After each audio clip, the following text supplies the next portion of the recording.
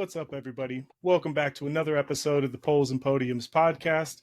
As always, I'm your host, Richard. Today, I'm going to be joined by It's Greg 72, photographer, media creator, and sports diehard. Somebody who I've known for a long time. We've definitely had various other sports ventures, so he's always got some great insight on sports in general.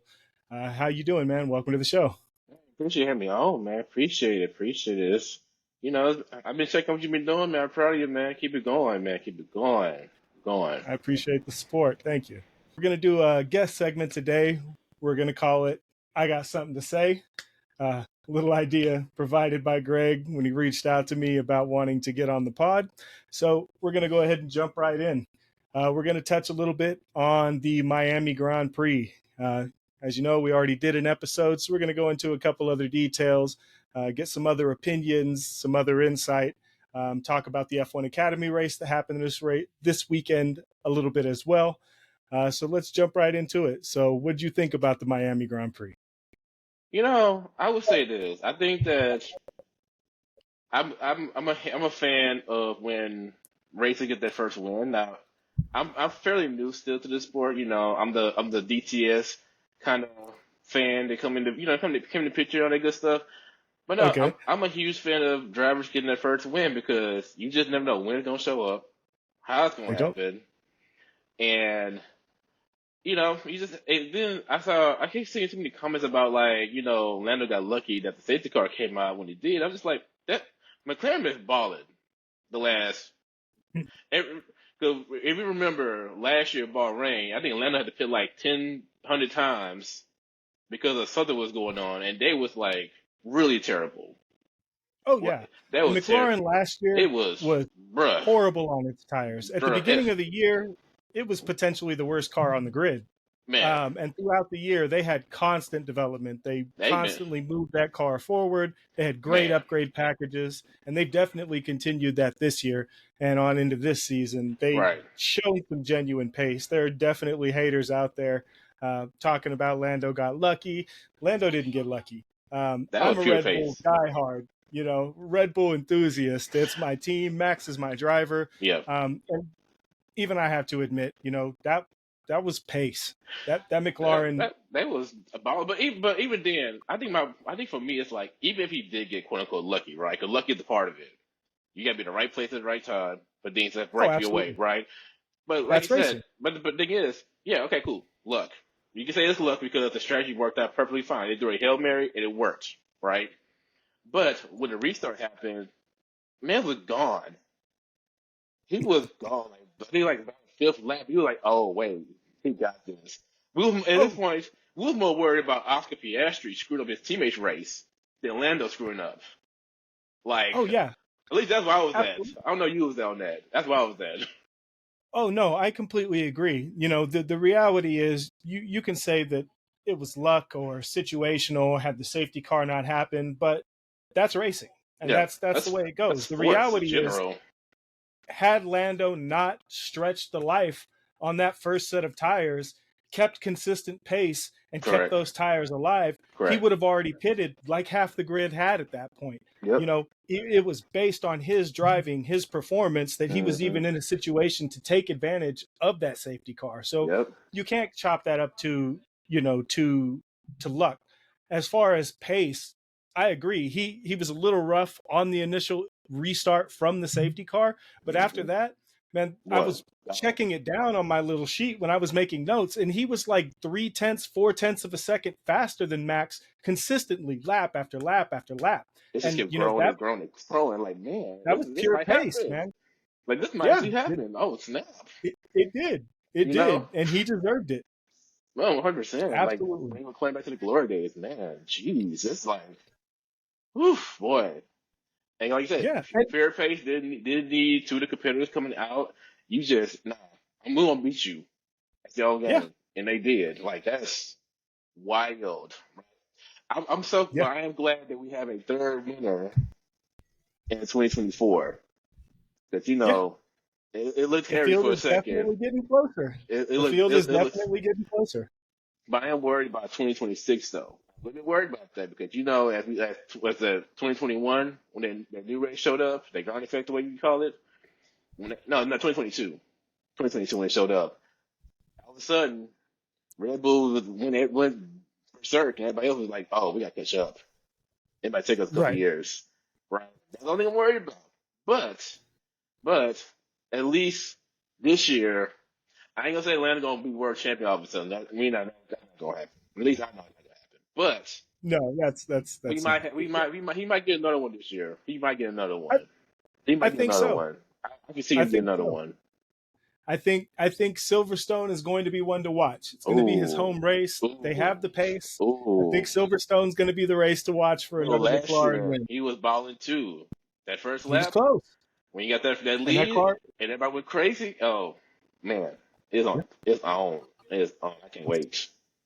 it's going to be a good race. Now I have I reason to can't get wait. up at 8 in the morning now. Now I have reason to get up in the morning. But Or before he, 3 a.m. oh, or 2 a.m. or like 7 a.m. in the morning, like now we got reason to get up in the morning now because I ain't gonna lie to you. If me I won, I'm gonna have to skip the next one. But that 8 in the morning race, I don't know. I don't know about that one. Not be up for that one now because that one's hours too.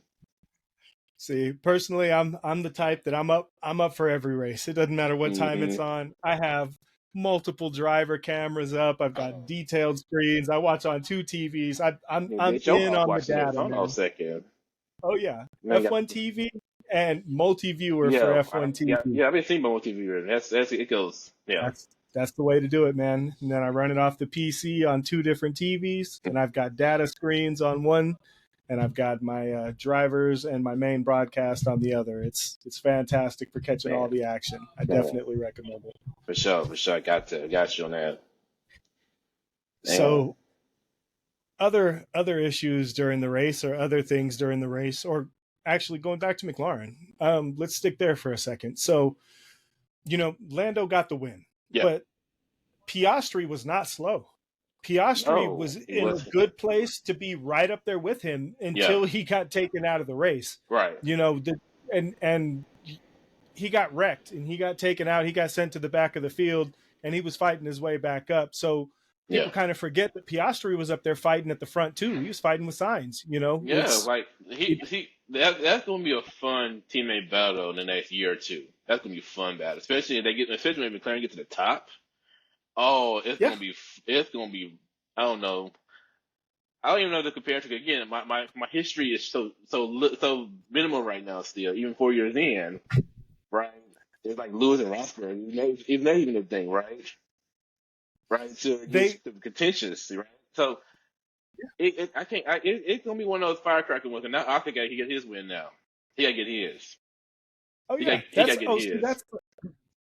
that's the thing about Formula One is Hmm. teammates are always best friends until they're fighting each other for that world championship. Oh yeah. Oh, Everybody's 100%. everybody talks about Red Bull's domination right now, but before that, it was Mercedes, and before that, it Yep. was Red Bull again, and Yep. before that, we it's always been periods of dominance. And Right. 2026 will be a new regulation set. It'll be a new series essentially. The cars will be drastically different. They're going to be smaller. They're going to be 50-50 combustion and electric. It's going to Hmm. be a completely new set of rules. From what I'm seeing, it looks like they're going to have active aero DRS style front wings as well as rear wings Oh to yeah. allow the Yeah. cars to close chase. I can't wait for the new Saw set of they trying regs. to test the rain covers too. I did see that. I think it looks horrible. It looks I'm not. weird. It looks kind of weird. It It does look looks weird. it looks horrible, and I know that every engineer is looking at those pictures mad because it can't be good for the aerodynamics of Not anybody's at car. It'll all. completely affect the cars. I think they need to look at another option. Pirelli, just do your fucking job. Make a better set of rain tires that That disperse part. the water in a different That direction. that part. That's what you get paid to do. Like, let's not go into creating add-ons that we need to add to the cars Add to more weight to suffice the for the car. rain. Slow down the range even No, more. you're diminishing what these teams are spending millions and millions of dollars Hundred creating percent. with their 100%. aerodynamic packages by 100%. making them throw this dumb shit on their car for rain. Just build a better tire. Yeah. Do your job, Pirelli. Yeah. That's my You got the opinion. resources to do it. You do. That's what you get paid for. At this That's what you're point, you here might as for. well use the unused tire. Anybody using it only pitting once a different race, anyways. Might as well You just a tire for that. I mean, the reality is the full wet tire Yeah, sucks yeah. so bad right now. That's not a It's, result of the cars. That's a result of Pirelli bringing a shit tire to the yeah, fucking equation. Like the exactly. wet tire is horrible. When it's wet enough for a full wet tire, the wet tire is so bad they just red flag the race. That's not the Right. way it's supposed to work. We're supposed to race with full wets. Bring a better tire. Use those resources. Exactly. Make a better wet tire, something that disperses the water to the side. I'm not a tire engineer. I don't know how to do it, but there's got to be a way to send it to the sides instead of straight up in the air in the face of the drivers behind. Use Yeah, your resources and come up with something intuitive. yeah. Back to Formula the One drawing is board. about innovation and pushing the package on things. And Yeah, that should go for you too as a tire developer. you Push the got a bunch package of on smart people tire. in the room. Do something. You got a bunch of smart people in the room. Let's go ahead and do it. Make it work. Absolutely. Absolutely. So we did kind of tease Formula One Academy as well. So did you catch the F1 Academy races this weekend? The highways, and I saw that Haas finally got a podium sitter. Yes. They finally got a podium sitter. Chloe Chambers. She's a beast, man. I don't know if you watch the highlights, you may have seen the double overtake. Oh, But she watching her yeah. race, oh, she had a nasty double overtake. It's something that we go into in a little bit more detail in the other episode, but Yeah, she worked for that and she earned it. And 100%. like I said, like right now, that's my American driver Yeah. because Logan Sargent, Whew. he's out. He's out. Yeah. Williams is submitting applications to have an underage driver in the seat. Yeah. Antonelli will Mhm. be old enough to drive the car in August. So if you have no intention of putting Antonelli in that car before the summer break, then Yeah. why are you submitting an application to the FIA or inquiring to the FIA about it? Correct. Logan's done. Career Yeah. over, man. Nice run. Sad. You tried. You failed. Sorry. Yeah, it sucks though. It do suck because you want to be decent, right? But a lot of it was on him. Now, I think that Sunday wasn't on him personally, but before that though, a lot of it was on him. Sunday wasn't on him. Sunday, he was taken out of the race. But the reality is, if you had been performing or showing flashes of greatness or potential in that car, being taken out on Sunday wouldn't be your lifeline. You know, we wouldn't even be having this conversation. If you were doing what Alex is doing with that car, the conversation wouldn't even be a question on whether or not you and that gets especially when and then your team would have to sit you home for the weekend, right? Yeah. Like that what got me. That was told me like, oh yeah, he's out of there because ain't no way you gonna drive my car because you crashed your car. Yeah, and exactly. You know, everybody was so upset. They took the car, they took the parts off of it that they needed, put them on Albon's car, and let Albon drive. Logan sat out. But again, the same thing. If you were doing what you were supposed to, that wouldn't have been a situation. There wouldn't have been a question of, is this worth taking your parts and giving them to Albon so that we can potentially score points? If you had the potential to score those same points that he did, that wouldn't even have been a situation. Yeah, that is the American driver, Chloe Chambers. We're behind you now. We're behind you. We are. You know, team, let's do it. Let's do it. You know, and I really want Leah Block to do well. You know, I'm a huge Ken Block fan. Loved Ken Block.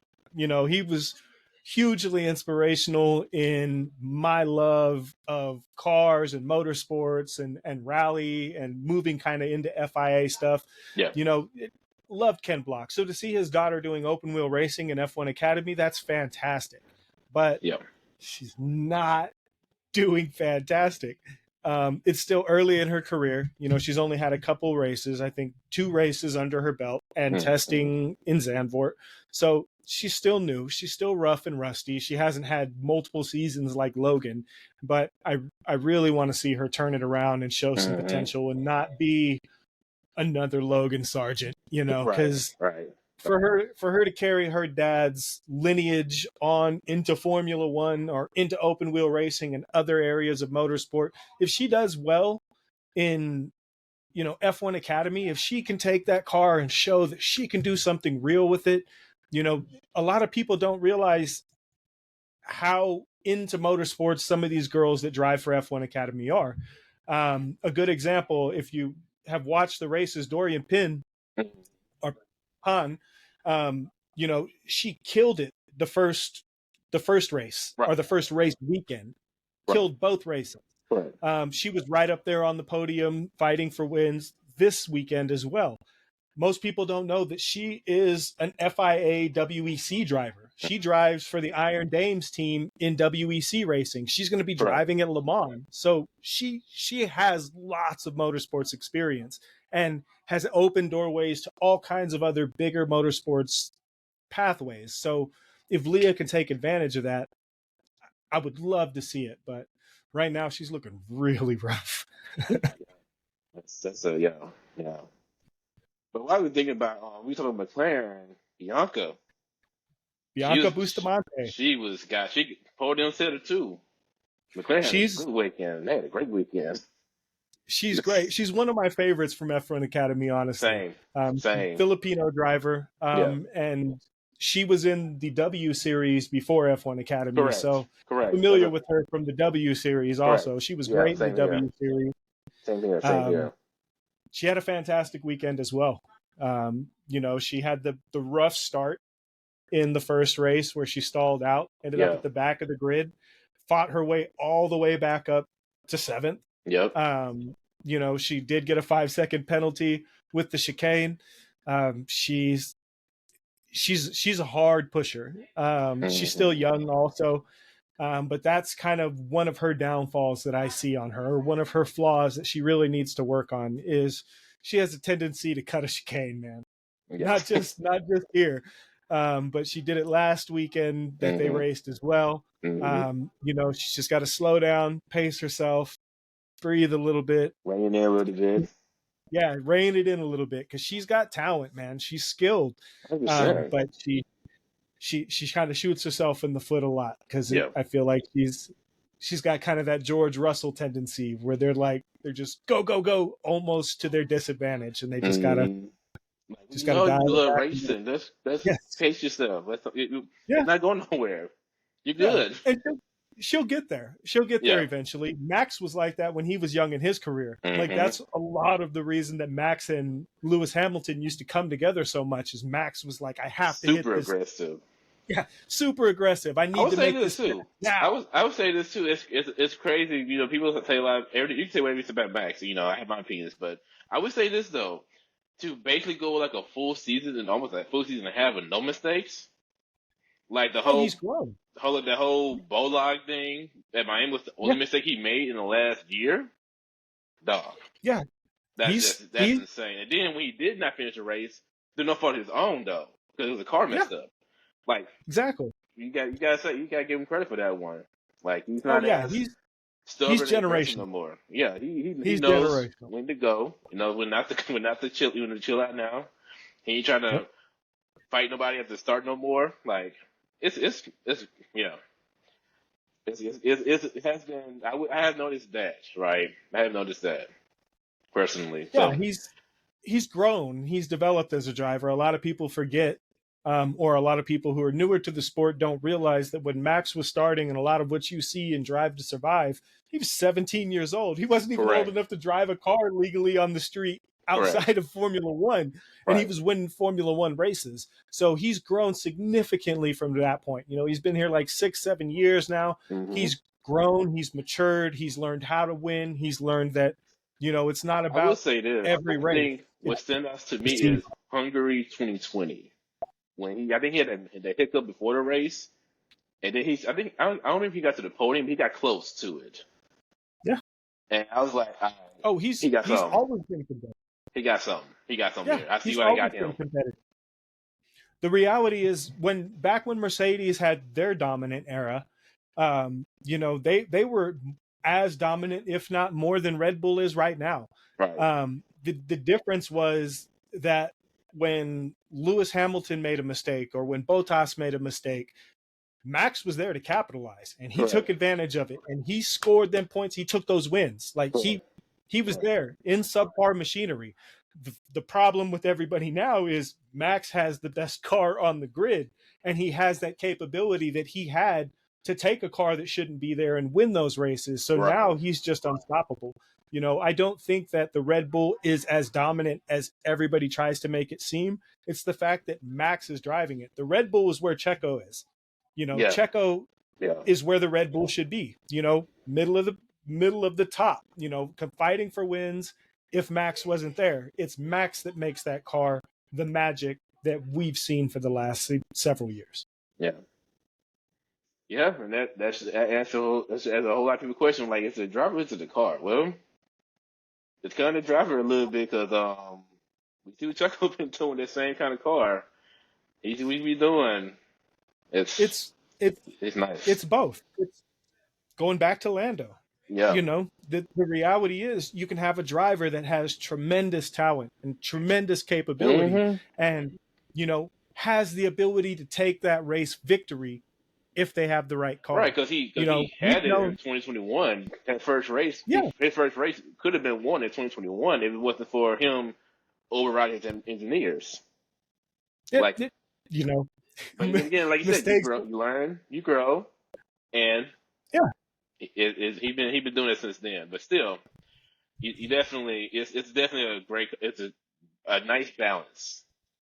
It is, and you know, it's even as a Red Bull fan, I've loved the dominance. I've loved to see my team on top. I love to see my team winning, but I'm also excited to see the pack close up. I'm excited to see Max fight for wins. You know, correct. If you watch my episodes, I'm really hard on Checo. I'm really hard on Checo Perez. Everybody should be. And it's not that Checo's a bad driver.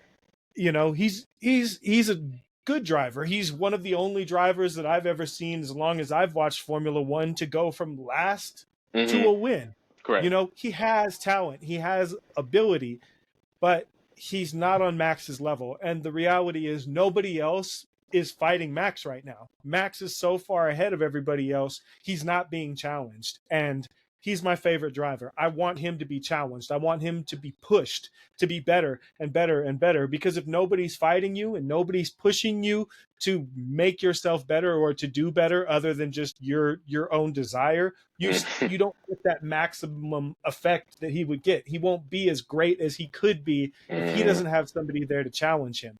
So I want somebody in the car that's going to push him, that he's going to have to fight, not somebody that's going to fight the rest of the pack 20 seconds behind him. And that's my beef with Checo. You know, it's not that he's a bad driver. He's just not Max's caliber. And Red Bull needs to put another driver in the seat that's, if not Max's caliber, close to it, that can make Max sweat, that can give him something to look at in the rearview mirror and worry about a corner or two and challenge him, you know? Yeah, because I'm sorry, like, to be in the same car and to be down by 100 plus points, that's wild. I'm sorry. That's wild. Yeah, he can run away with the championship all he wants to, but to be 100 points down in the same car, bro, where's the disconnect? Yeah. Where's the disconnect? There's a definite gap. Something's wrong talent here. And it got so bad because after Monaco, when he crashed out in the qualifying, I was like, you know what? Let's go be a family man now. Hey, go home with your family, have a nice retirement or something, because, bro, what are you doing right now? Well, you know, there was speculation that was intentional. So the rumor mill was that was intentional because he was in first place. So by crashing out there and causing the red flag, he secured pole position, because that's what Monaco's about. Usually whoever takes pole in Monaco wins the race. It's so small, it's so tight, you can't overtake.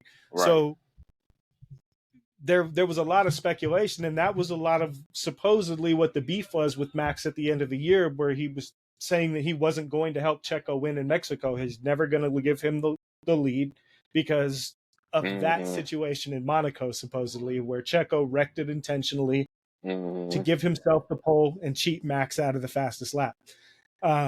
So that burned Max supposedly, and that's where a lot of the bad blood started. So it's interesting to see, Checo's street circuits and close walls have never been something that he struggled at. So Right. I kind of agree with that, or I'm inclined to believe it. I can see it. Yeah. Strategies with strategies, man. You got to do what you got to do. Yeah. Formula One is cutthroat. Drivers Oh, have to do what they have to do. 100%. 100%. That's one of the things that I'm so excited about this season is Carlos Sainz and Charles Leclerc. Right now, it's early in the season and it's already chippy. They're already spicy with each other. Carlos got get mean because he just got kicked out You the want, club. yeah, He got yeah. get He mean. just got cut. He So got get mean. he Team has a Waters burning back. desire, I'm sure, to beat Charles Leclerc and prove a point to every other team out there to boost that paycheck that he's going to get and end up at the best team possible. Yeah. So I know as the season progresses, just like with every other team, when it starts to get hot and it starts to get to the point where it's about your career, not just about this win for the team, Yeah. cars start coming together. Oh, 100%. People start ignoring team orders to, let off or Team orders. let him What is pass. that? What is team orders? Yeah, that completely changes. That compliance, that friendly cohesion and cooperation, that goes out the fucking window when it's about my paycheck and my He's gonna future. start getting boxed out of team meetings and everything else. Oh, I'm sure he already is. We don't need to be meeting. Go. We see at the Yeah, track. I'm sure he already is. Yeah. I guarantee you, it's Well, yeah, already because happened. because when you announce before the season start that you replace him with Lewis, yeah, it's already started. You've set the precedent. I'm sure when we see Drive to Survive, that's going to be one of the main things that we see. Is that Carlos is kind of blackballed and cut out of shit from day one of this season. And I'm sure that's contributing a lot to what we're hearing over the radio. Because he's not the normal Carlos. Carlos is cool, smooth operator, man. Calm, collected, everything. That's calm, collected, smooth head, strategist on the fucking grid. That's Carlos. Woof. And that's not who we're seeing this season. Because it's not about that anymore. It's about my life, my livelihood, my career and future in this sport. Exactly. Where do you think he goes, though? That's the real question. That's the question. That's the main question. I feel like that's the biggest domino to fall. The biggest domino to fall for sure. I think he ends up at Red Bull. I think if Red Bull smooths out, even with the departure of Adrian Newey, like Adrian Newey's leaving. Some of the interviews that happened this weekend, Brundle kind of, I think it was Brundle that questioned him and kind of didn't give him a way out. Asked him how he'd look in red. And the smile, the little childish smile that Adrian Newey gave kind of told us everything that we need to know. He's probably going to Ferrari. That's what it is. Boy. It's going to be, it's going to be exciting to see him and Lewis together. Oh no. Oh boy. It's going to be interesting. Yeah. But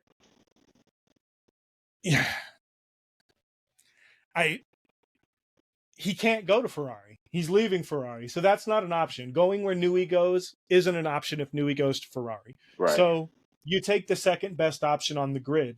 The reality is, even if Newey leaves, who's better? Who's a better option? Mercedes, who's literally fucking falling apart at the seams. It's funny because this weekend there were little snubs being shot at Red Bull amongst all this Adrian Newey scandal, I guess you would call it, or controversy that he's leaving, about, a number of teams saying that they're having Red Bull people show up at their doormat. Toto Wolff kind of shot a slug. We've had multiple Red Bull people show up at our door inquiring about positions and things like that. And Christian Horner's response was, we took 302 of your people to develop Red Bull powertrains. That's far more than a few people showing up at your doorstep. Yeah. So I don't think that Red Bull is in a bad place. I think that they have a great team behind them. And the reality is right now, who's better?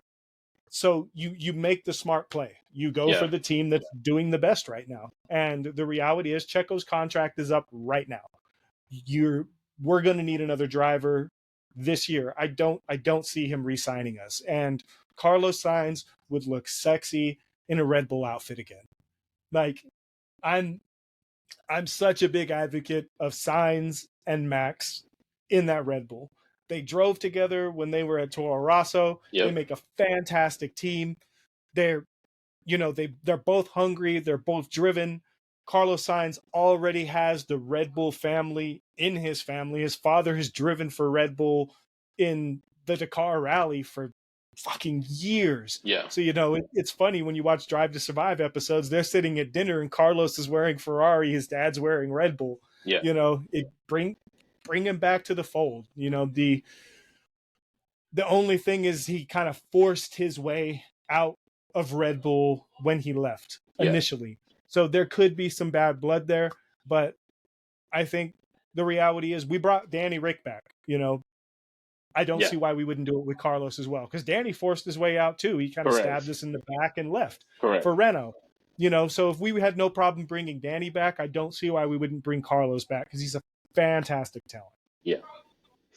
Oh man, Mercedes dog. I gotta say, man, it's one of those things where you just might as well admit to it that just the problem, right?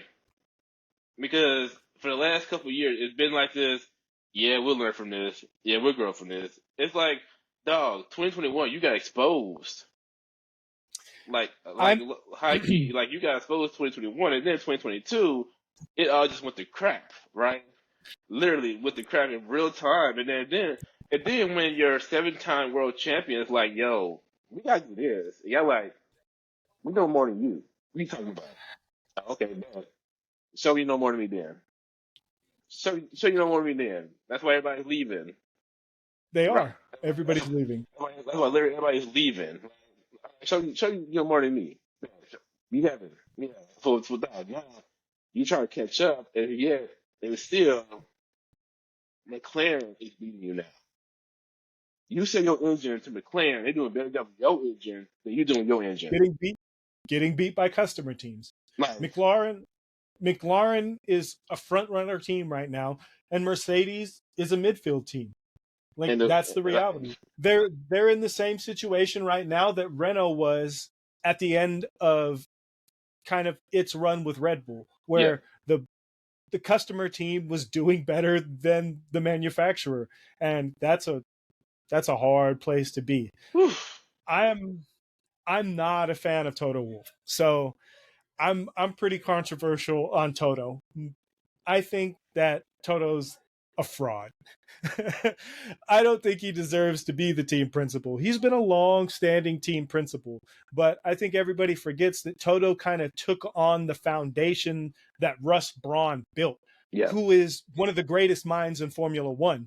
Right. He was masterful. He was, among Adrian Newey as some of the greatest. He built the foundation that championship winning car and philosophy that Toto won with through the Lewis campaign, that was based on the foundation that Russ Braun built, on top of the fact that you had Niki Lauda there. Niki Lauda is also one of the greatest minds in Formula One and greatest drivers. Having that influence there to craft Mercedes and build Mercedes into the champion that they are was massive. Now that all of those influences are gone, the foundation that Russ Braun built is gone, because you have a brand new set of regulations that you can't rely on any of that old technology because everything changed. Niki Lauda passed. He's no longer there to give you that insight. And what do we see from Toto? A car that's fucking lost. A philosophy that is completely gone in the wind. Don't know what they're doing. Not at all. Massive changes to a car. Bring a B-spec car that's worse almost than the original car was. That was horrible. Yeah. They're to the point where Lewis had to make his own setup change, and he made that worse because now we just trying stuff.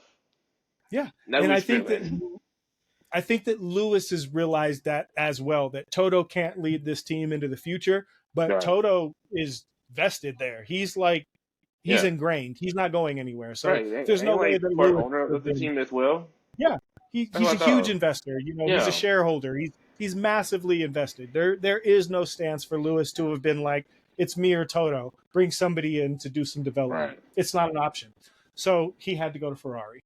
I think that as we watch, Toto won't be there much longer. I think he'll be there through the end of this regulation, and he won't do well. And I think 2026 will bring another car that will not be any better than this set of regulations, and he'll be done. Yeah. That's my bold prediction for the 2026 season. Is that would not be surprised as Audi comes in as a brand new manufacturer, they will do better than Mercedes, who is a team that was dominant and is a world championship. Damn, that's nuts. It's like ever since 2021, it's just been they've been exposed. Yeah, we've been exposed. That's They have. wild. It's just wild to see. It's unfortunate for for Mercedes people, but Oh, absolutely. But that's at this point, one. I'm just kind of in the race. Cause for me, I'm a Lewis guy. Like when Lewis go, I'm riding with him. So I was just kind of down to them races. I'm just counting them down. How many more races left to red? All right, then. 18, I believe. I think we got 18 races. Right. Like, how many more races left? All right, let's just count down these months here. All right, cool. December, all right, I'll be ready. I can't wait. That's where I'm at right now because Jesus Christ, man. And then it's the fact that Lewis been able to bring that car to some points is a miracle in itself. So even George. George won a race. But he used to it, though. Right? He used to driving cars, though. So, very true.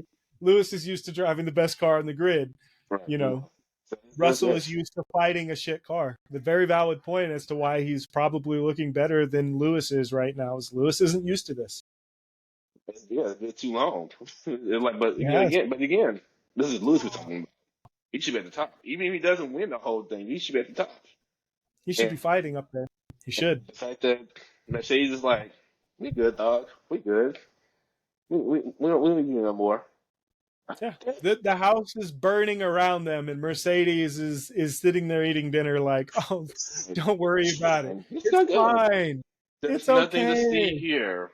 There's nothing to see here. Just enjoy the food. It's all good, my guy. It's all good. Lewis, look at this. Look at this car, man. Look at this car. Even though the car is breaking down in the back end. Look at this front Look feet, at this man. livery. Isn't it beautiful? Lewis, don't ignore that. No. What's going on in the factory? Don't worry about the factory. We good. All right? Don't worry. Okay. And McLaren for you, don't worry, man. If they got lucky, we got some next race. Yeah. I'm counting down. I'm just counting down. Yep. I've been learning Italian every day as we speak. Full blown Italian by the time we get to January. I can't wait. It's on the popping. Jesus. It's going to be great. I'm excited to see it. I can't lie. I mean, it's it's going to be interesting to see. 100%.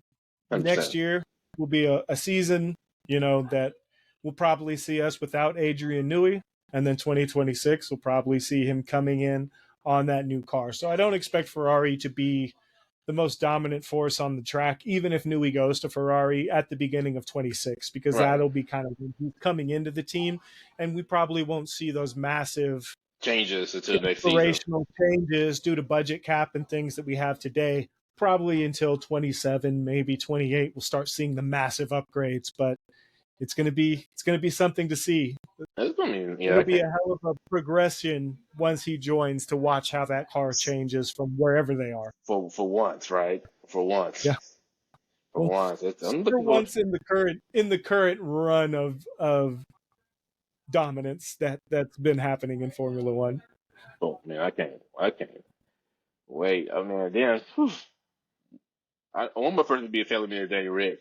He might need to be a family man too at some point because you got lost the wing on the wings behind him, like looking over your shoulder.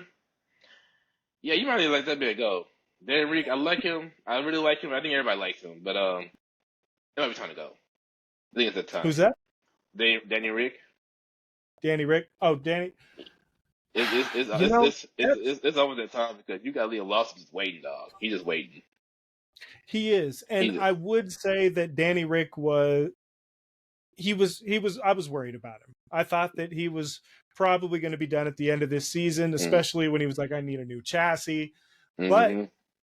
since he's got the new chassis, he's looked like a different Danny Rick. And he's Yeah. had some unfortunate circumstances that have caused him some problems, like Yeah. P4 in the sprint. Quality. That's good. P4 in the Not sprint. bad. Not bad at On all. pace. Not bad at Fighting all. against a car that won against a Red Bull on pace this week. You know, you looking back, like Danny performed. Yeah. The race, the Grand Prix wasn't the greatest. But things changed. We saw a lot of disparity from the sprint to the race and changes and things that were very different from what we saw in the sprint, which kind of goes to show that, the criticism that we've always had that the sprint is just kind of a mirror copy of what we're going to see in the Grand Prix isn't always true, because this was a very different looking sprint race on performance and pace across the grid than it was during the actual Grand Prix, which is very interesting. It's to change the rules too. That you can make yourself after the sprint as well before qualifying. Yeah, and some of the changes that teams made or thought that they needed to change ended up being a negative thing, and that's what I wanted. That was what I was excited for on the sprint weekends. That's what I craved, was let them use it like a practice session. Let them make changes to the car, because some teams will get it right and nail it, and some teams won't. Some teams will fuck it up. Alpine scored points this weekend. They took that data that they had in the sprint when they didn't look great. They've been struggling too. They scored a point. Ocon scored some points for Alpine. They're now the only, the rest of the teams back there have done nothing. The only teams that had scored points were the top teams, VCarb and Haas. Yeah. And now Alpine has added themselves to that fold. So, the sprint brings some action, and I'm looking forward to the rest of them. Me too. I'm looking for the rest of the season.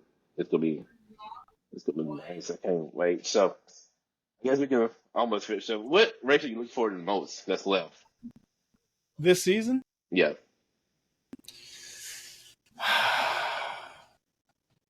Coda's always my favorite, man. Coda's always because good. I tend to go to Coda. Go to Coda. True. I'm in Colorado now. I'm not in Texas anymore, but I still travel to Coda. I'm going to Coda for the Lone Star Le Mans in August, September. I love going to Coda. Okay. Oh, it's fantastic, man. I didn't know that was going on. I might need to check that out myself. WEC. Okay. This is going to be the first year that it's back. Lone Star Le Mans. It's going to be Labor Day weekend. So September 31st, August 1st, August 2nd. Yeah. I'll be there. I got pit passes. I'm going to be meeting up with the drivers. It's going to be a weekend. It's going to be a weekend. The tickets aren't bad right now because it's not really big. So I don't know if you ever went to the Coda races. Probably not if you're a DTS fan or coming on from DTS. Yeah, I haven't been to Coda yet. I didn't go to Coda. When Coda was initially a Grand Prix, they were fucking giving away tickets, man. The tickets were dirt cheap for the whole weekend. Now ticket packages are like $500, $600, $700. The ticket prices are massive. Yeah. We got tickets for the Lone Star Le Mans this year for like $130 for the whole weekend. And then we were able to add a pit pass on pre-sale because we're WEC fans too. We watch it. So when they announced it, we were immediately on the site buying tickets. So we got pit passes at the time for like $40.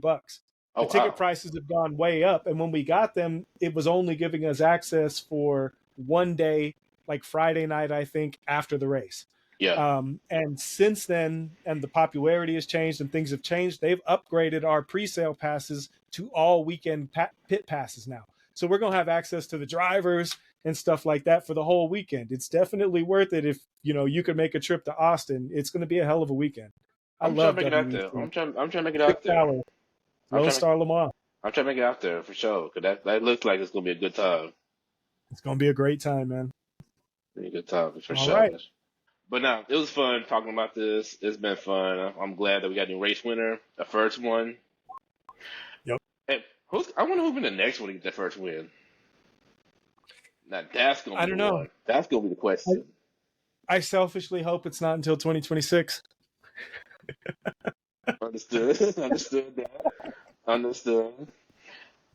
I wonder who's gonna be that's good. I want to be the first one. I put him on the Oscar. I think he's gonna get one. Oscar will get one.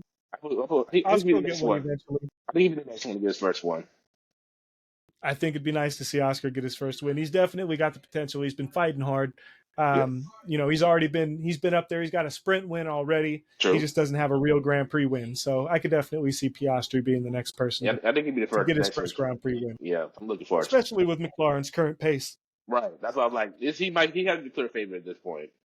He has to be clear Yep. favorite. I think if anybody else gets that first win, something happened. Yeah. Something went wrong. Something real crazy happened in Something this race. crazy went wrong. But no, it was fun, man. I appreciate my time. I appreciate the time, man. Anytime you just want to ask, call me, come back on. I'll let me know. We make it work. Absolutely. We'll definitely have you back. Also want to thank everybody for joining in today. Love to see it. If anybody has any additional commentary, any comments, your own opinions on anything that we've talked about, make sure you put it in the comments section below. Like and subscribe. Make sure you stay out looking for the next video, because we're always going to stay on top of whatever's hot in motorsports, whether it's Formula One Academy, WEC, or F1. Thanks for tuning into the Poles and Podiums podcast. Everybody have a great day.